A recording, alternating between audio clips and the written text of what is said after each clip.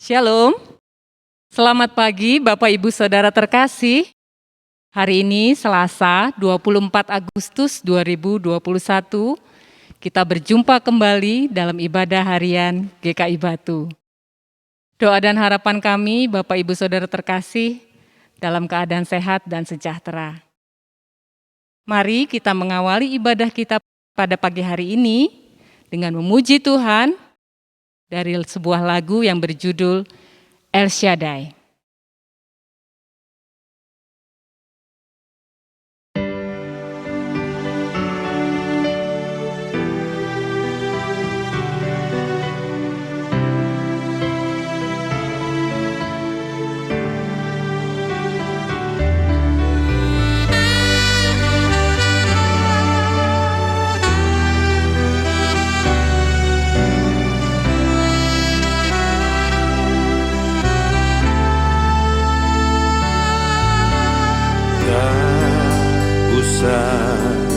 Ku takut, Allah menjagaku. Tak usah ku bimbang, Yesus peliharaku. Tak usah ku susah, Roh Kudus hiburku. Tak usah ku cemas, Dia memberkatiku. El Shaddai, El Shaddai, Allah Maha Kuasa. Dia besar, Dia besar, El Shaddai mulia. El Shaddai, El Shaddai, Allah Maha Kuasa. Berkat-Nya melimpah, El Shaddai.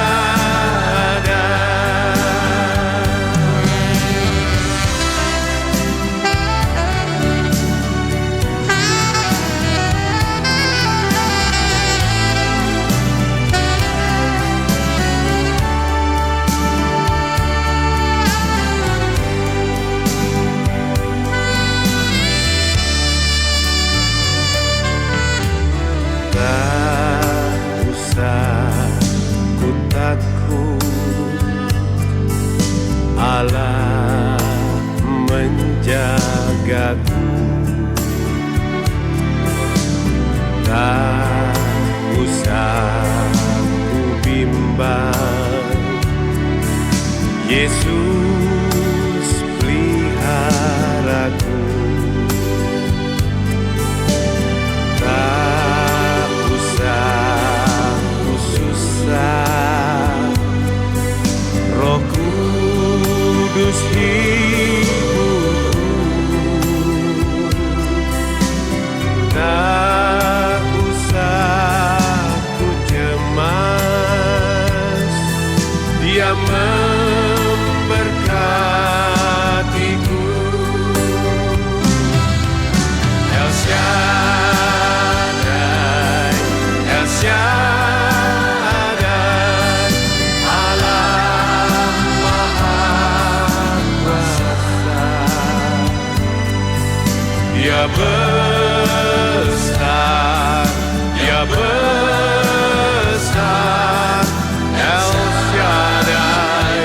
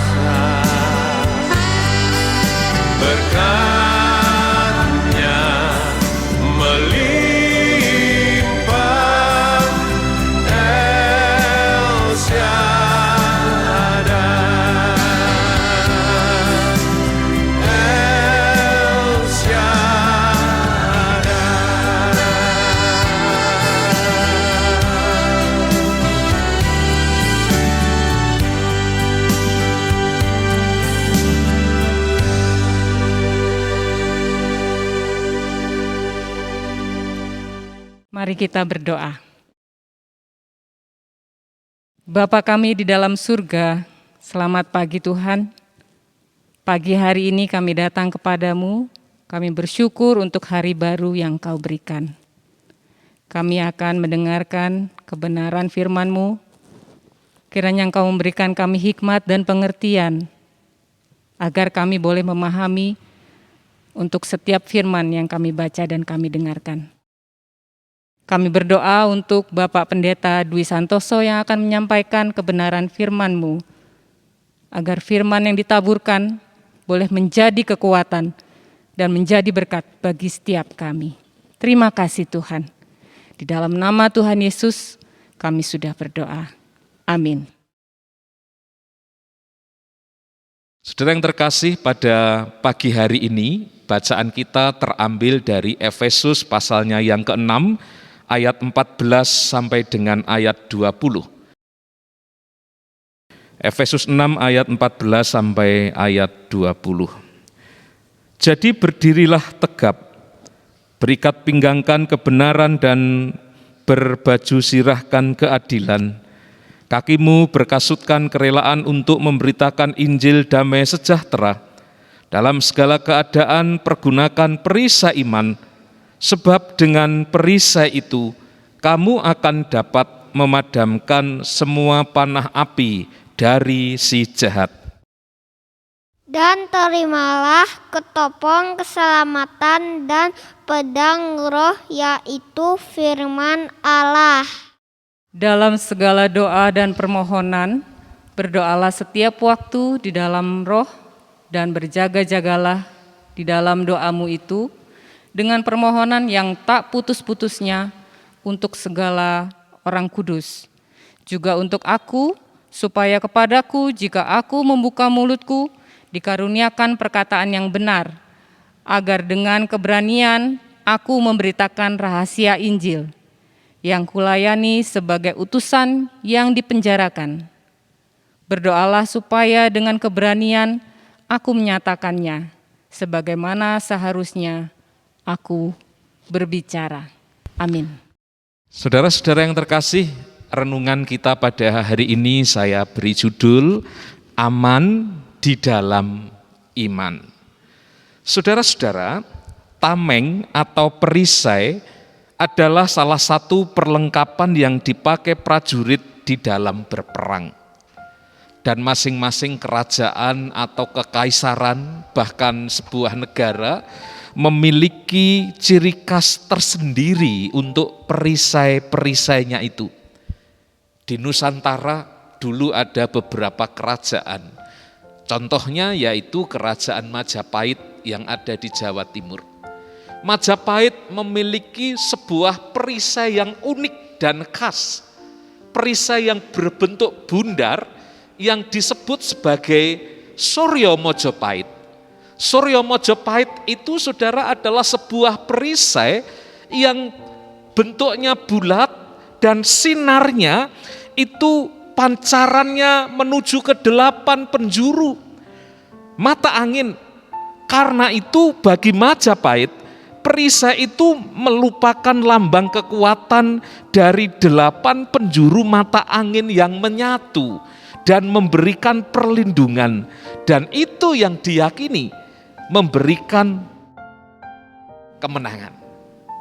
Saudara-saudara, di zaman kuno perisai memang terbuat dari kayu, tetapi di zaman modern ini perisai bisa terbuat dari berbagai macam bahan, baik logam atau yang lainnya. Dan di zaman modern ini, saudara-saudara, perisai itu juga tidak selalu kemudian dipakai untuk alat berperang.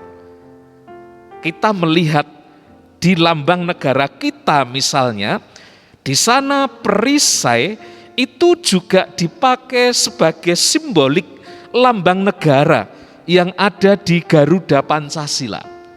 Di dada burung Garuda itu ada perisai yang warnanya hitam, dan itu membingkai 5 sila yang disebut Pancasila itu. Bapak Ibu hafal 5 Pancasila itu, sila-silanya? Nah, ini menarik sekali. Ternyata Pancasila itu juga dibingkai di dalam sebuah perisai. Perisai di sana dimaksudkan sebagai alat senjata untuk menggambarkan perjuangan, pertahanan, dan perlindungan untuk mencapai tujuan. Dan di dalam kekristenan, saudara, kita sebagai orang Kristen, kita juga memiliki perisai. Dan perisai itu disebut sebagai perisai iman. Seperti yang Rasul Paulus tadi sampaikan di dalam Efesus 6 ayatnya yang ke-16. Saudara, sebagai perisai, apa kegunaannya di dalam kehidupan kita sebagai umat Tuhan?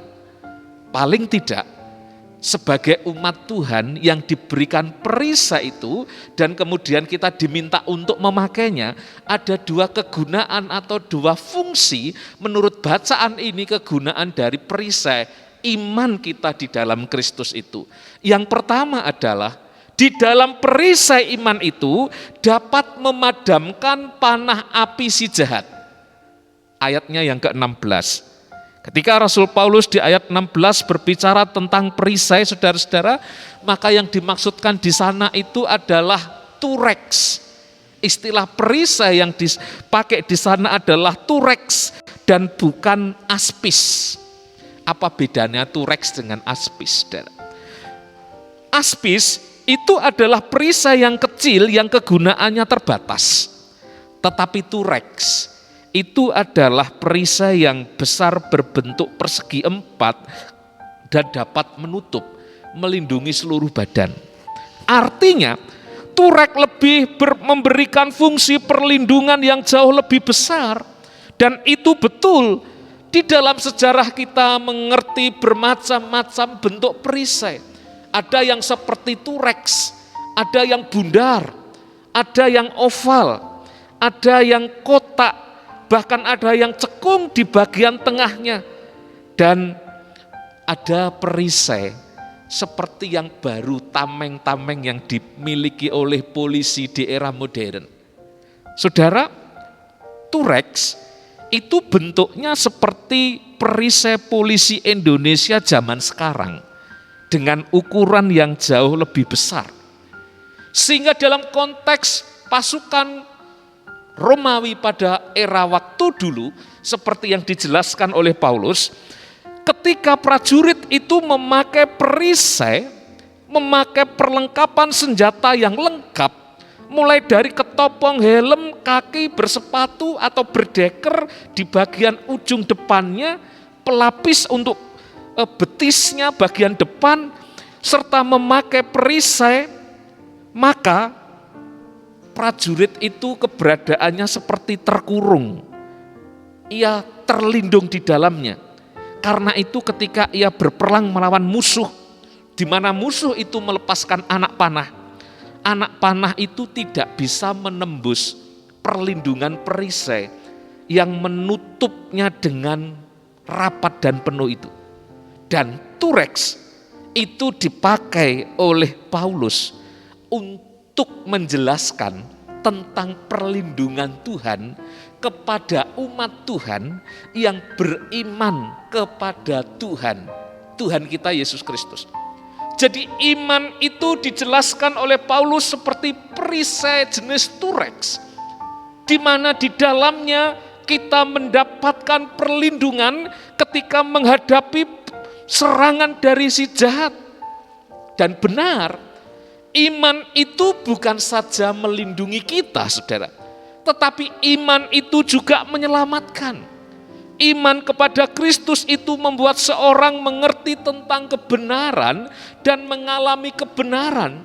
Karena seorang yang beriman kepada Kristus berarti dia sedang belajar, mengenal, mengalami kebenaran itu.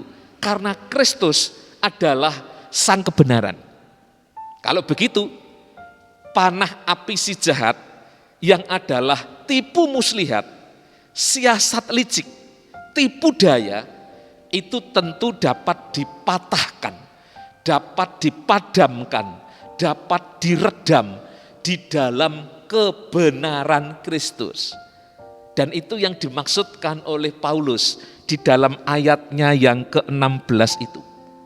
Jadi dengan kebenaran Kristus itu yang melekat pada kita, ketika kita memakai perisai yang namanya iman itu, maka hidup kita akan ditolong, dilindungi dari serangan si jahat dengan segala tipu dayanya. Karena itu, mari kita mengenakan iman kita, perisai itu dengan setia di dalam segala keadaan. Terutama saudara, di tengah-tengah masa pandemi yang tidak menentu dan mengombang-ambingkan kehidupan ini, kesetiaan kita memakai perisai iman itu mencirikan siapa kita sebagai murid-murid Kristus.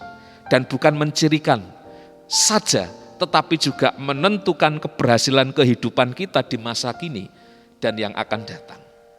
Yang kedua saudara, perisai iman itu dapat memberikan rasa aman kepada kita. Saudara, iman itu memberi rasa aman. Contohnya kalau ada seseorang yang mempercayai, mengimani sesuatu. Seorang yang sedang mau tenggelam misalnya di perairan, dan kemudian dia ditolong dengan adanya karet ban dalam yang ada di dekatnya, dan orang yang tidak bisa berenang yang mau tenggelam di perairan itu berpegangan kepada karet ban dalam itu, maka dia bisa mengapung bersama dengan karet ban dalam itu. Dia diselamatkan karena dia menaruh kepercayaan kepada karet ban dalam yang dapat mengapungkan dia. Dan tentu iman kita kepada Kristus melebihi daripada fungsi penjelasan dalam ilustrasi karet ban dalam itu. Kristus kuasanya melebihi itu. Karena Kristus itu kuasanya tak terbatas. Sama seperti ketika para prajurit yang berlindung di dalam perisainya tadi, kita pun juga akan aman kalau kita berlindung, kalau kita tinggal di dalam Kristus. Perisai iman kita di dalam Kristus itu adalah rumah perteduhan kita. Tempat kita menjalin persekutuan dengan Kristus.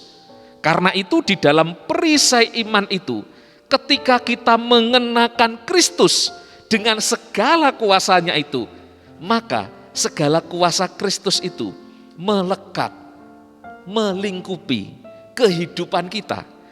Kuasa Kristus itu yang menjamin keamanan hidup kita, sehingga di dalam iman kita kepada Kristus, hidup kita merasa aman, bukan karena kekuatan kita sendiri, tetapi karena kuasa Tuhan yang melingkupi kita. Saudara-saudara, mari kita mengenakan perisai iman itu dengan setia, supaya kuasa Kristus itu mengalir kepada kita. Seperti sebuah HP yang kemudian dicolokkan ke sumber aliran listrik.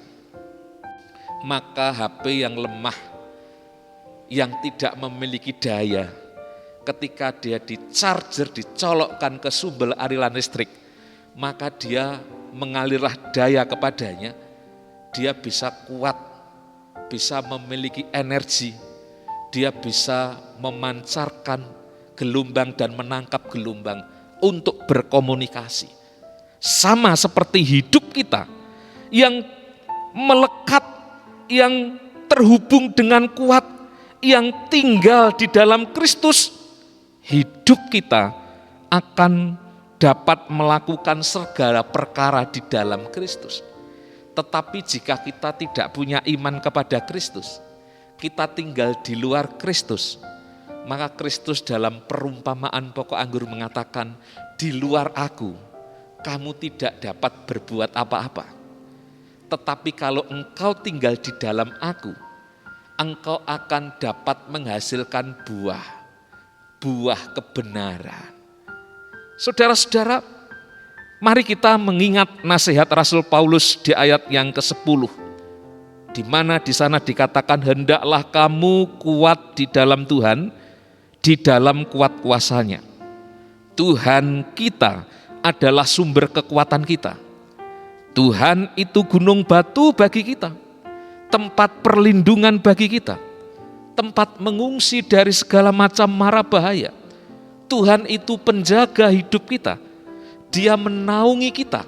Kita akan aman di dalam tangannya. Seperti yang dikatakan pemazmur 121 yang mengatakan, Tuhan akan menjaga engkau terhadap segala kecelakaan. Tuhan akan menjaga nyawamu. Ini adalah jaminan firman Tuhan. Dan barang siapa tinggal dalam iman kepada Kristus, mereka akan selamat dan mengalami damai sejahtera. Mari saudara, di masa pandemi ini, di mana penderitaan seolah datang silih berganti dan bisa membuat siapapun orang mengalami keputusasaan, mengalami kelesuan, mengalami kehilangan kepercayaan kepada Tuhan karena berbagai-bagai permasalahan. Mari kita tetap memakai perisai iman kita, mengenakannya bersama dengan Kristus, supaya hidup kita aman.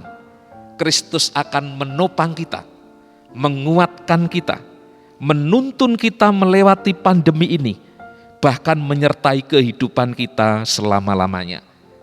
Di dalam pengalaman mengenakan perisai iman kepada Tuhan itu, kita akan mengalami Kristus di dalam hidup kita. Dan mari kita menceritakan perbuatan kasih-Nya itu kepada sesama. Mari menjadi setia dan bertekun di dalam iman, supaya kita bukan saja mengalami keselamatan, keamanan, tetapi juga kita mengalami sukacita. Bertekunlah, bergiatlah, dan setialah di dalam iman kepada Kristus. Amin. Tuhan memberkati kita. Mari kita berdoa. Tuhan, terima kasih di tengah kehidupan yang tidak menentu, bahkan di saat pandemi masih datang dan menghampiri kehidupan kami yang ada di dunia ini, kami memerlukan pertolongan Tuhan. Bagaimana Tuhan yang kami percayai itu dapat menguasai kehidupan kami, melingkupi kami. Karena itu biarlah Tuhan memberikan kepada kami anugerah kesetiaan untuk terus mengenakan perisai iman itu di dalam kehidupan kami. Kami mengucap syukur untuk firman-Mu yang mengingatkan dan menguatkan kami. Biarlah kami menjadi pribadi-pribadi yang setia kepada Tuhan. Kami berdoa juga untuk seluruh anggota jemaat yang mendengarkan, mengikuti acara ini. Tuhan juga memberikan kesetiaan iman kepada mereka. Berdoa untuk yang sakit, Tuhan sembuhkan. Mereka yang berpulih, Tuhan kuatkan. Mereka yang mengalami isolasi mandiri atau dalam perawatan di rumah sakit, Tuhan menumpangkan tangan-Mu dan menyembuhkan mereka.